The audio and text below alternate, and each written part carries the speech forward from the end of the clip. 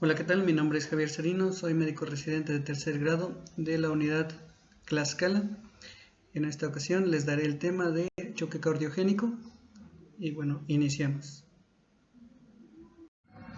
Los objetivos de esta plática son definir el estado de choque y choque cardiogénico, revisar la epidemiología y etiología del estado de choque, aprender parámetros hemodinámicos y clínicos del choque cardiogénico, revisar algunas clasificaciones utilizadas en choque cardiogénico, mencionar estudios auxiliares de diagnóstico necesarios en el choque cardiogénico, tratamiento en general, farmacológico y algunas recomendaciones en apoyo mecánico del choque cardiogénico.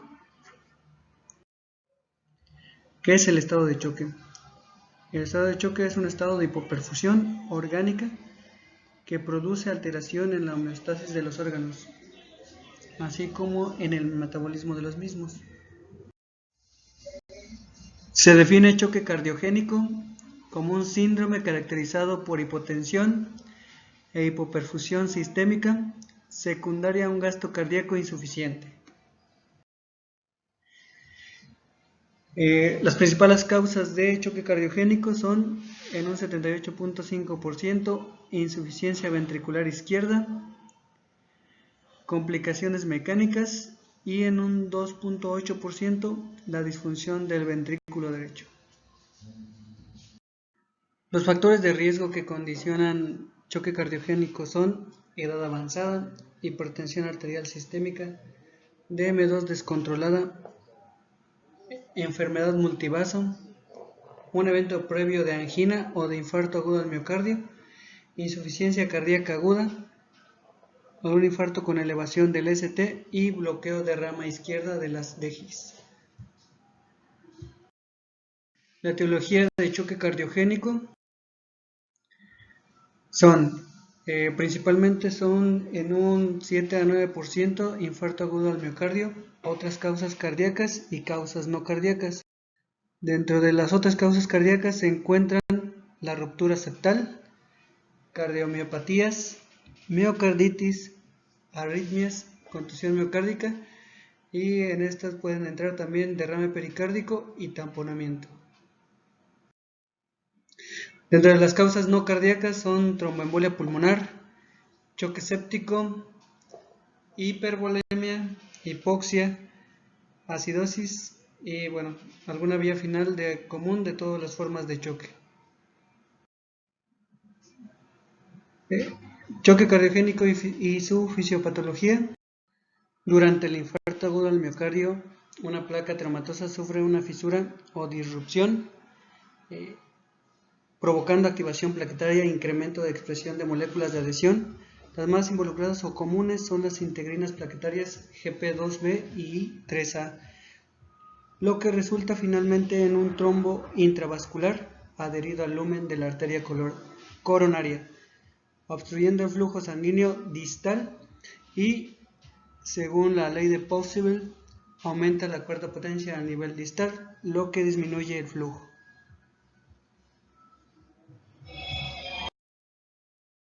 Lo que condiciona grandes cambios de la perfusión miocárdica.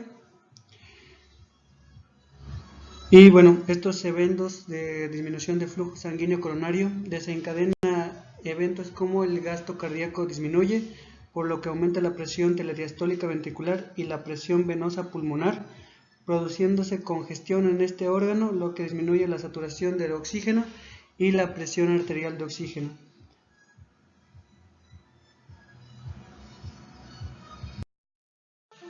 En condiciones fisiológicas, el metabolismo del miocardio depende principalmente en un 60-90% de la oxidación de los ácidos grasos, ya que estos aportan mayor cantidad de ATP por cada mol de ácido graso metabolizado con respecto a la oxidación de la glucosa. Un ejemplo es el palmitato, que produce 105 ATPs a comparación de la glucosa, que produce solamente 32 ATPs. Sabiendo lo anterior, en condiciones de hipoxia, la célula miocárdica es incapaz de metabolizar los ácidos grasos presentes en la célula y en la circulación, Por lo tanto, se inicia la glucólisis de predominio anaeróbica, ya que el piruvato no se degrada a acetilcoenzima A y no entra al ciclo de Krebs, sigue la vía del lactato por medio del lactato deshidrogenasa y por lo tanto disminuye a 2 moles de ATP por cada mol de glucosa. Esto es un 6% de la energía necesaria para la contracción del músculo cardíaco. Lo que nos lleva a la pérdida del metabolismo aeróbico, pérdida de la contractibilidad, pérdida de las bombas, tanto en el balance de electrolitos séricos, hiperlactatemia y acidosis, y pues pérdida de la contractibilidad, y con esto un choque cardiogénico. Para el abordaje diagnóstico de choque cardiogénico, existen parámetros hemodinámicos como es la hipotensión persistente, la presión arterial sistólica por debajo de 80 o 90 milímetros de mercurio, la presión arterial media menos de 30 milímetros de mercurio por debajo de la basal, el gasto cardíaco sin soportes de 1.8 litros minuto por metro cuadrado, con soportes de 2 a 2.2 litros por minuto por metro cuadrado. La presión de las cavidades pulmonares aumenta mayor de 18 milímetros de mercurio y el lactato aumenta a 1.5. Son algunos de los parámetros dinámicos. Tenemos parámetros clínicos, se llama pulso filiforme. Este es secundario a la baja poscarga, secundario al gasto cardíaco inadecuado y a la taquicardia. Datos de diaforesis, cianosis periférica, hipotensión, taquicardia, confusión y oliguria.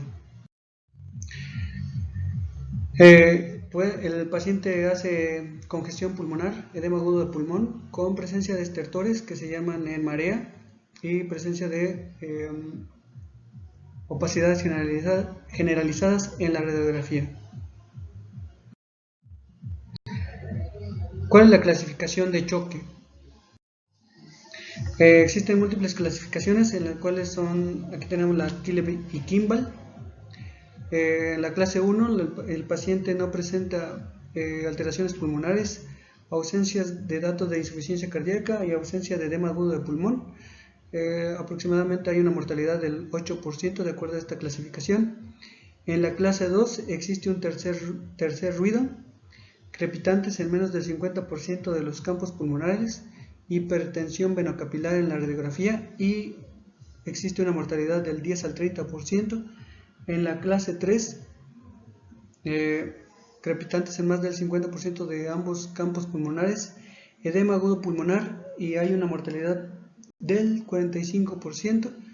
Y en la clase 4 el paciente se encuentra en choque cardiogénico y la mortalidad va más allá del 50%.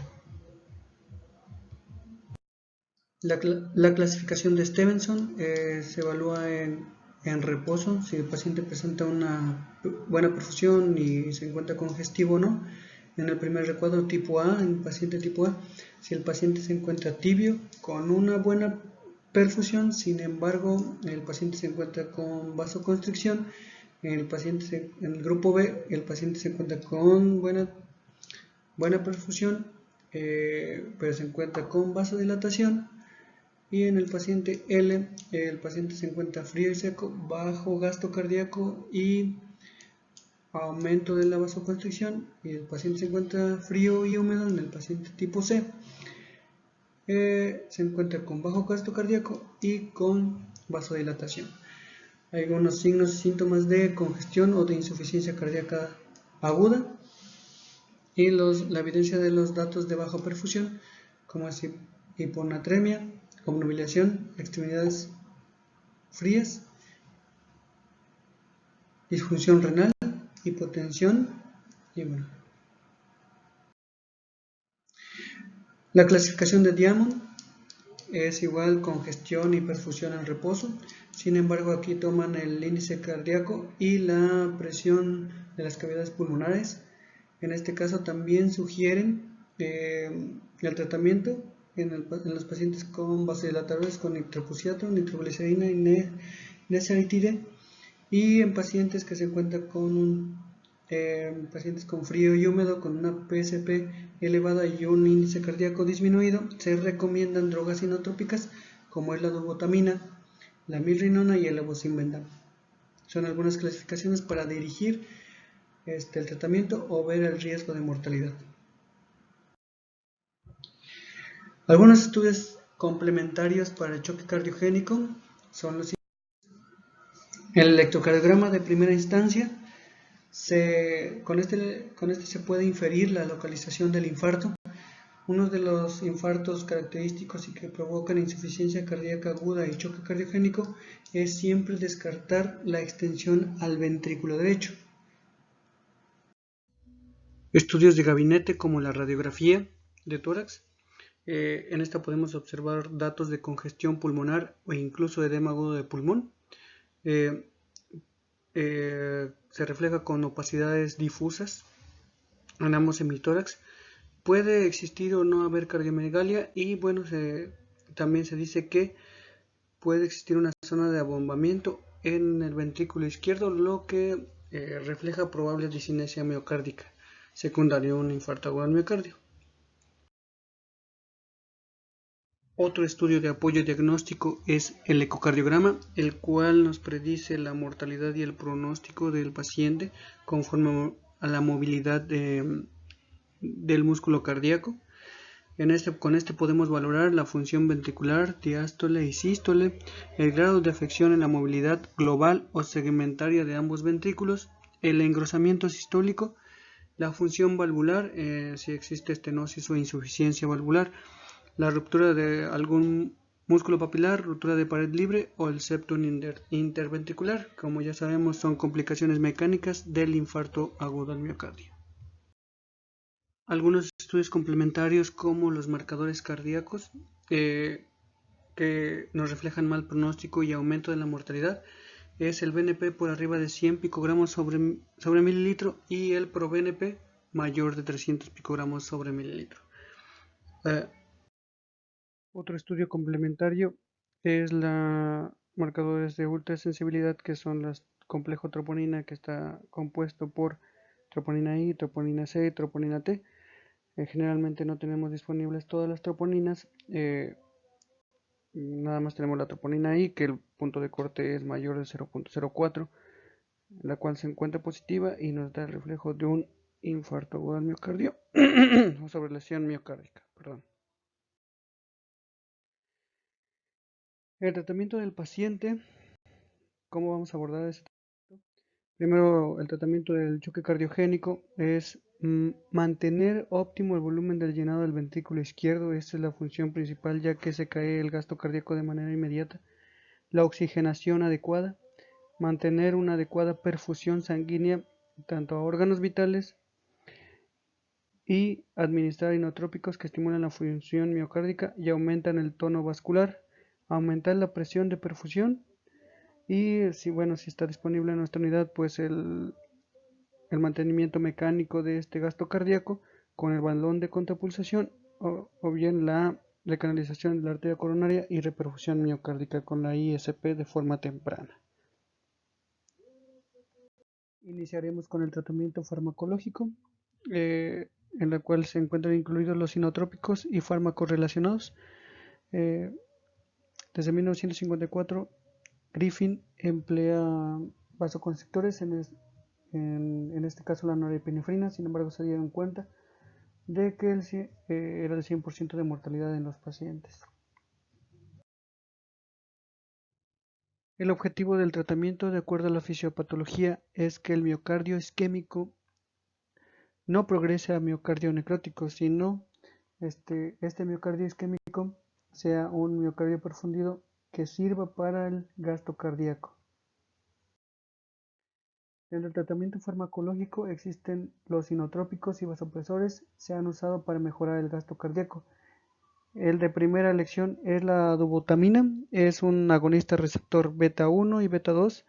Este es un inotrópico positivo, el cual sirve para aumentar el AMP cíclico y con esto la contracción del músculo cardíaco. Produce vasodilatación leve y aumenta el gasto cardíaco. El otro es el levosimendan.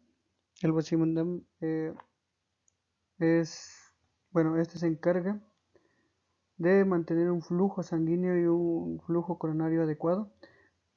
Su función es aumentar la sensibilidad de miofilamentos al calcio, estabiliza la troponina y lo importante en esto, y de acuerdo a la fisiopatología, es que no aumenta el consumo de ATP.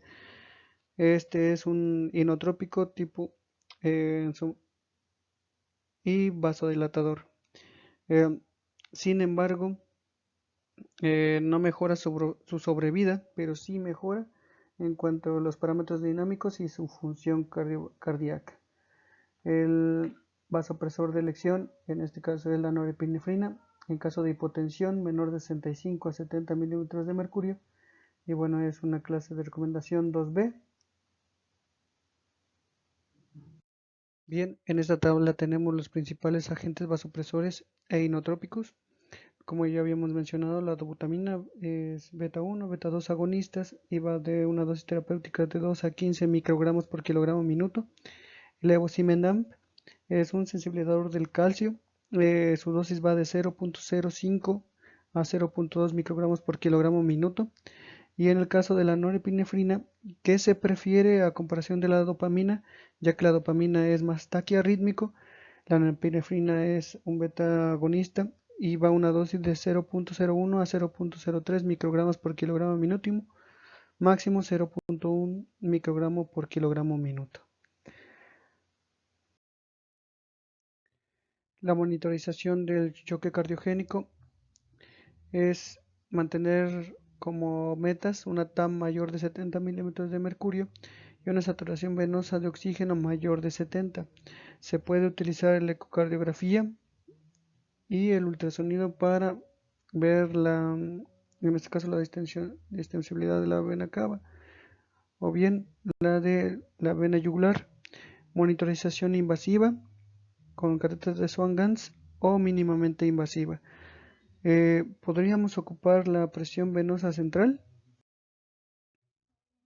La pregunta es si se podría ocupar este tipo de herramienta. Eh, ¿Cómo se interpreta la presión venosa central? Se dice que se toma una lectura inicial de la PVC, se infunden líquidos a razón de 20 mililitros por minuto por un periodo de 10 minutos. Si la PVC aumenta más de 5 centímetros de agua con respecto a la lectura inicial, el reto de fluidos se descontinúa. Y bueno, con este aumento de 5 milímetros de mercurio, inferimos que el ventrículo derecho es incapaz de manejar una carga adicional de fluidos. Si los valores se permanecen entre 3 y 5 centímetros de agua sobre la lectura inicial, puede aumentar, puede ser variable que el paciente tolere líquidos, y si los incrementos son menos de 2 centímetros de agua, son indicativos que el paciente puede tolerar todavía líquidos. No que responde, sino que puede tolerar líquidos el paciente. Dentro de algunos son de monitorización, como es el catéter de Swan-Ganz. Hicieron estudios, el SCAPE y el GUSTO 2B y 3. Evaluaron el estudio evaluaron la congestión pulmonar con la implementación de un catéter que va directo hacia la arteria pulmonar. Fueron realizados en el 2005. La mortalidad era la misma a los 30 días. Hubo 26.000 pacientes en cada uno de estos y bueno, el 736 fue un efecto neutral en cuanto a la monitorización de los pacientes. Se llegó a la conclusión que pacientes con congestión pulmonar más hipoperfusión aumentaba el 60% de mortalidad en estos pacientes que se estudiaron.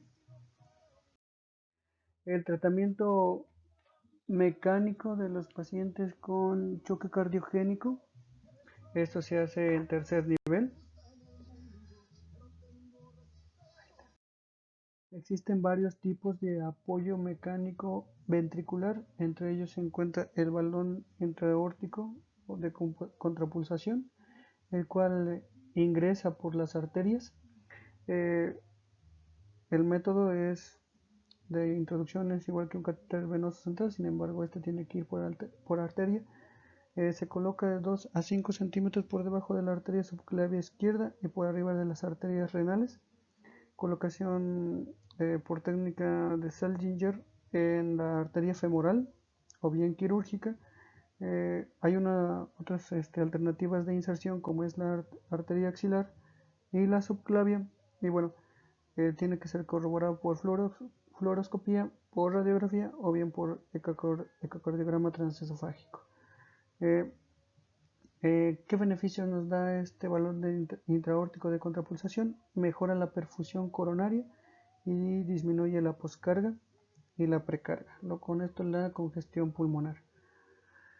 Otro es el Impella, que este proporciona un soporte activo mediante la expulsión de la sangre aspirada del ventrículo izquierdo hacia la aorta abdominal, que quiere decir que como que succiona la poscarga y da alto flujo, aproximadamente 2.5 litros a 5 litros por minuto da de gasto cardíaco. Unos dispositivos de asistencia ventricular son el Tandem y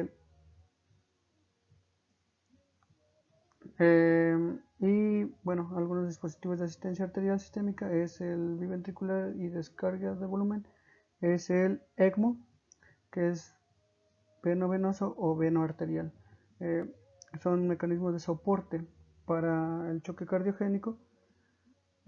Los criterios de elección para la colocación de los dispositivos de asistencia ventricular son el índice cardíaco menor de 2 litros por minuto, una presión arterial sistólica menor de 90 milímetros de mercurio, presión auricular izquierda o derecha tiene que estar por arriba de los 20 milímetros de mercurio, y bueno, la resistencia vascular sistémica es mayor de 2100 dinas por superficie corporal.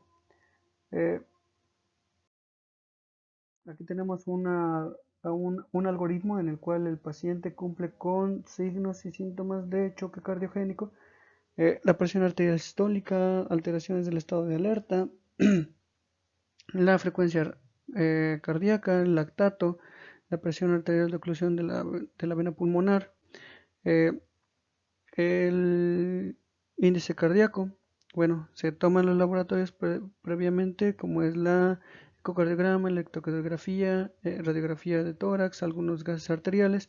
Se inicia el tratamiento con vasopresor o inotrópicos. Se descarta la probable etiología del choque cardiogénico, se investiga.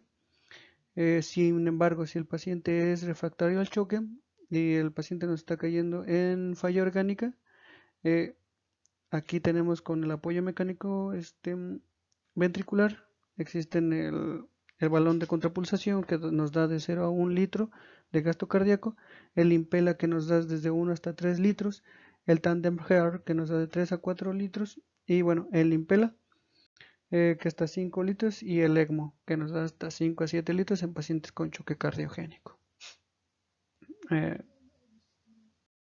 Y bueno, pues eso sería todo. Les dejo aquí alguna de la bibliografía y pues espero les haya servido. El resto de la bibliografía se encuentra al pie de cada diapositiva y pues eso sería todo. Gracias.